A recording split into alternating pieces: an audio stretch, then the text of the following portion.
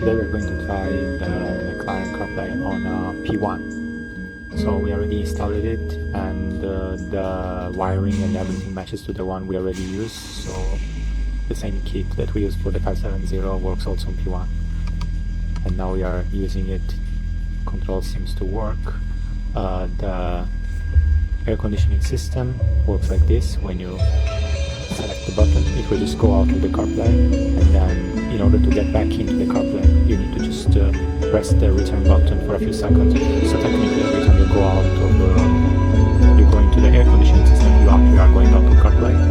So if you, when you press return, you do it only for 1 second, then it will just send you back to the iron system. So keep that in mind. When you want to switch air conditioning and go back to CarPlay, you need to wait for a few seconds.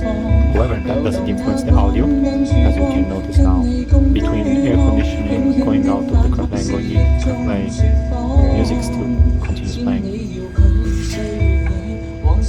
And the same thing applies to the navigation system.